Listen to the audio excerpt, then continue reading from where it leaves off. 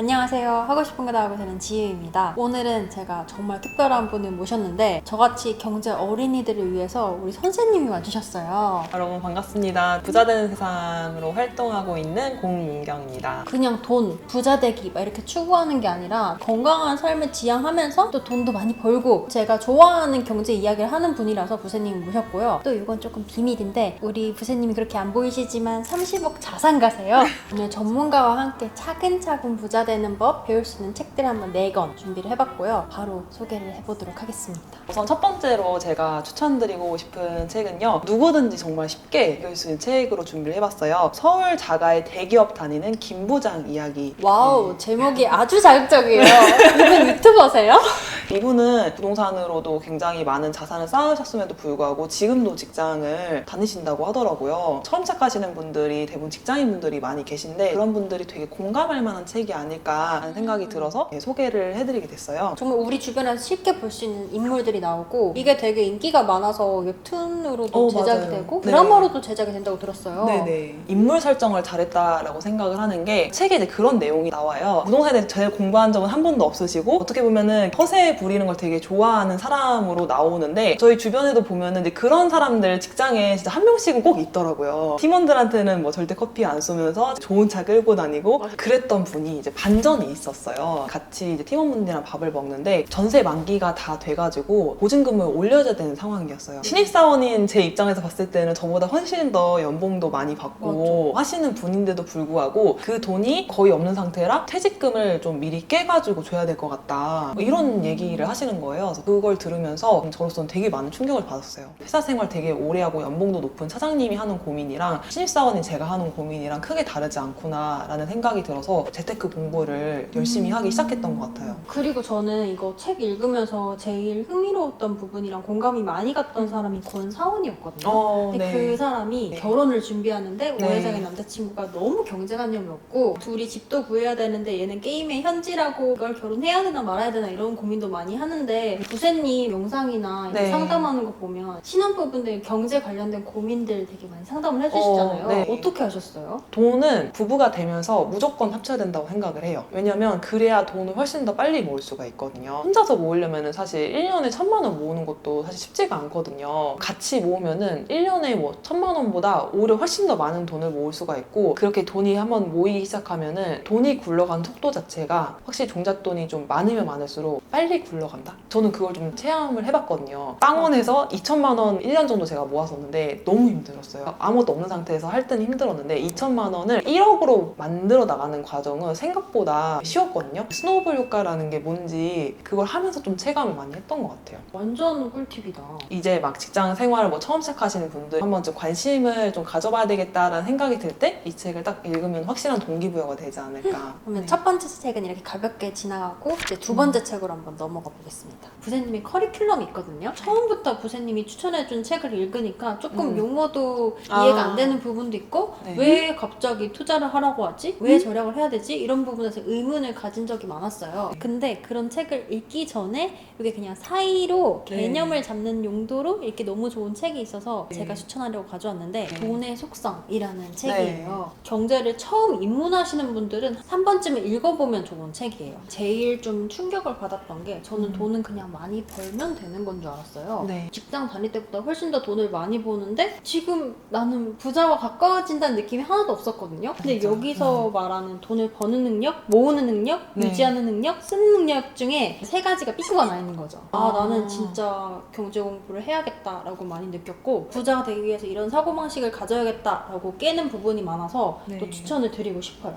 여러분들이 좀 관심 있어 할 것 같은 부분이 직장인이 부자가 되는 2가지 방법. 왠지 관심 있어 하실 것 같고 창업을 꿈꾸는 젊은이는 큰 회사가 아니라 작은 회사로 가라. 저도 방금 말씀하신 것 중에서도 공감이 많이 갔던 게 제가 딱 그런 케이스였거든요. 첫 직장이 중소기업이었고 이직을 했는데 이제 대기업으로 갔어요. 대기업 같은 경우 딱 시키는 일만 잘해도 돈을 많이 주잖아요. 그러다 보니까 좀 발전이 없다? 라는 느낌을 받을 때가 있는데 오히려 이제 중소기업에서는 업무에 대한 그런 바운더리가 딱 명확하지가 않다 보니까 맘만 먹으면은 이 일도 할 수 있고 저 일도 할 수 있고 좀 기회가 상대적으로 좀 더 많은 거예요. 그러다 보니까 회사의 프로세스를 익히는데 훨씬 더 많이 도움이 됐고 실제로 이게 나중에 제가 퇴사를 하고 나서 지금 사업을 하고 있는데 중소기업에서 보냈던 시간이 결코 헛되지 않았구나 라는 걸 많이 좀 느끼고 있습니다. 창업 전에 내 사업하기 전에 남의 돈으로 사업 연습한다. 나 이렇게 네. 생각하면 안 되나? 맞아요. 다른 책에도 보면은 그런 내용이 되게 많이 나오더라고요. 흔히 들어왔고 주변에서 막 이런 말들이 많잖아요. 맞아요. 근데 그런 말들에 대해서 정확히 이게 맞다, 아니다, 이렇게 해라 딱 명쾌하게 답변을 내려주는 책이라서 또 추천을 드립니다.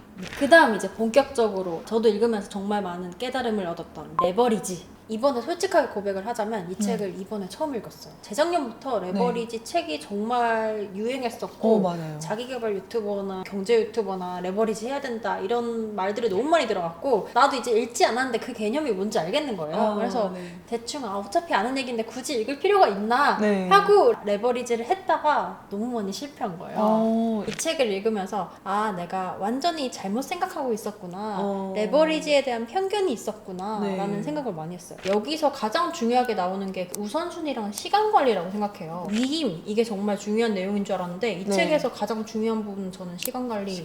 우선순위 정하기라고 생각을 하는데 어떻게 보면 저는 콘텐츠 사업이잖아요. 거기에 편집은 되게 큰 부분이에요. 디자인이라든지 콘텐츠로 잘 만드는 거는 반복 노동이 아니었어요. 그래서 저는 이걸 읽고 어떻게 했냐면 제가 할 수 있는 그런 콘텐츠 컷 편집은 제가 한 상태에서 자막이랑 그런 반복 노동만 있죠. 이 부분만 레버리지를 맡기고 나머지는 다 제가 하니까 그래도 괜찮게 잘 되더라고요. 그리고 저는 레버리지라고 하면 사람한테 위임 이런 편견이 있었는데 그것도 아니더라고요. 맞아요. 그래서 이거는 레버리지 저처럼 이렇게 대충 알고 계신 분들 다시 한번 개념을 정리해야 될 필요가 있다고 좀 생각을 했어요.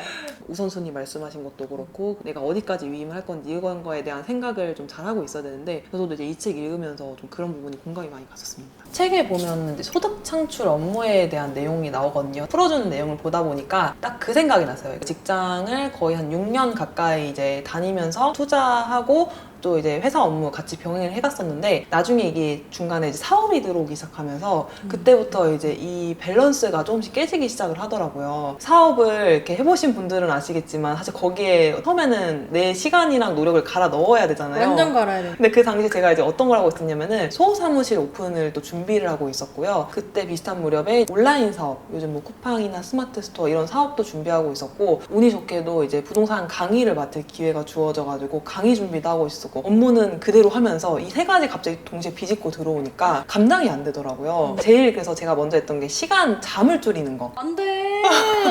제일 최악의 안 케이스. 돼. 그때는 정말 한 3시간, 4시간? 이제 몸이 망가지는 게 딱 느껴지더라고요. 그래서 적지 않은 월급을 받긴 했지만 그래도 이거를 내 생각엔 접는 게 맞겠다라는 생각이 자연스럽게 되면서 그러면서 퇴사를 좀 준비를 하게 됐던 것 같아요. 내가 시간을 넣었을 때 훨씬 더 많은 가치를 창출할 수 있는 게 뭐가 있을까를 생각해보시고 남는 시간을 최대한 활용해서 벌어들 수 있는 수입이 되는지를 좀 가늠을 해보시는 게 좀 중요한 것 같아요. 근데 방금 이 사고가 정말 레버리지에서 말하는 사고인 것 같아요.